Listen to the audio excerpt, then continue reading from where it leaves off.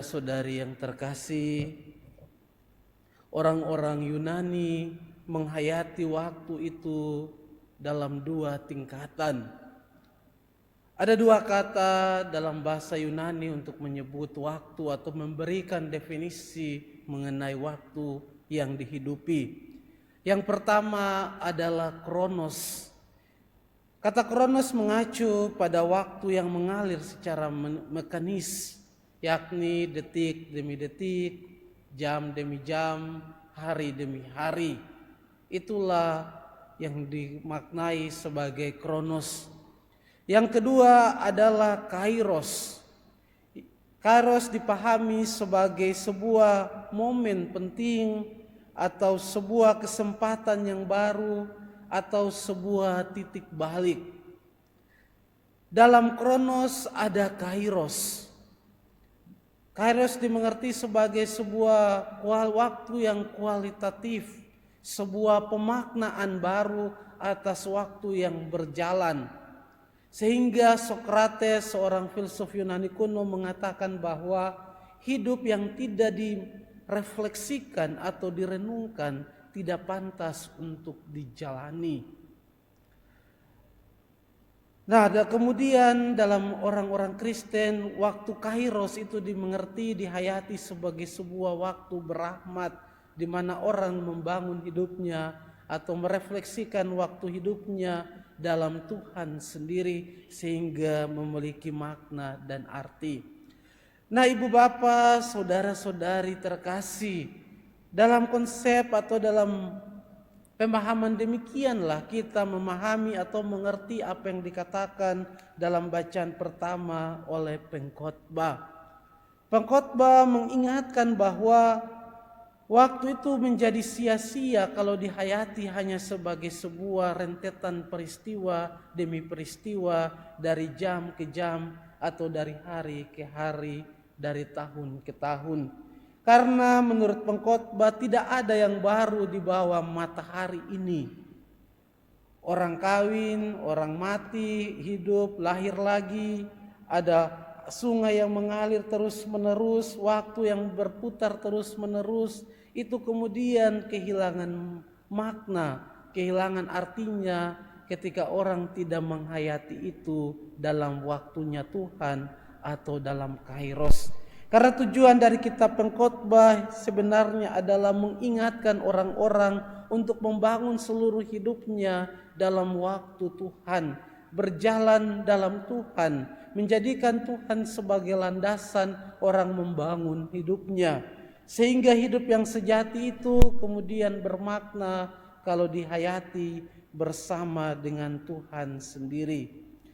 Saudara-saudari yang terkasih, Paus Benediktus ke-16 dalam bukunya The Spirit of Liturgy mengingatkan bahwa ketika kita hanya menghayati hidup kita dalam bentuk waktu kronos, hari ini, esok, kita akan terjebak dalam sebuah rutinitas yang tidak ada artinya. Maka itu dalam tradisi spiritualitas gereja teristimewa, dalam tradisi Santo Ignatius, ada yang namanya eksamen konsiensie atau pemeriksaan batin. Ignatius dari Loyola mengajak saudara-saudaranya untuk membuat apa yang namanya eksamen, melihat waktu-waktu yang berlalu itu dalam sebuah permenungan dan mendengarkan gerakan-gerakan roh, sehingga orang kemudian memutuskan atau kemudian mengambil keputusan dalam Tuhan sendiri, memaknai perjalanan hariannya dalam kehidupannya, sehingga hari-hari itu tidak berlalu begitu saja, tapi kemudian dimaknai dan orang menemukan kehendak Allah dalam waktunya, dalam pekerjaannya, dalam detik-detik kehidupannya. Nah, itulah yang kiranya dibuat juga oleh Yohanes, Elia, dan Yesus sendiri. Sehingga sesudah hidupnya berakhir, orang tetap menemukan atau mengenang perjuangan mereka. Yohanes yang memperjuangkan nilai-nilai kebenaran itu selalu diingat.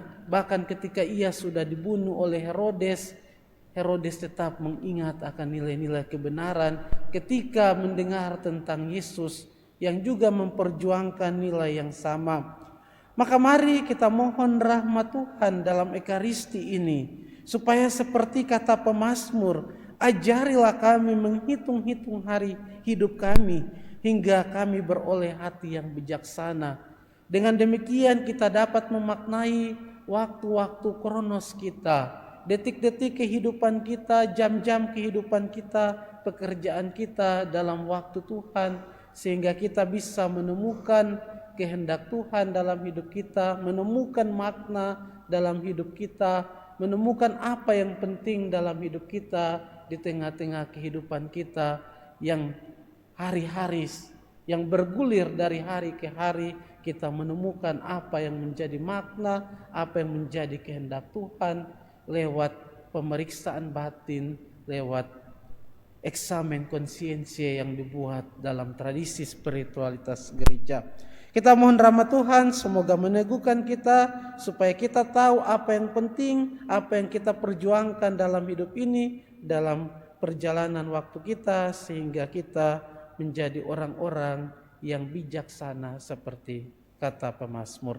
Tuhan memberkati kita semua. Amin.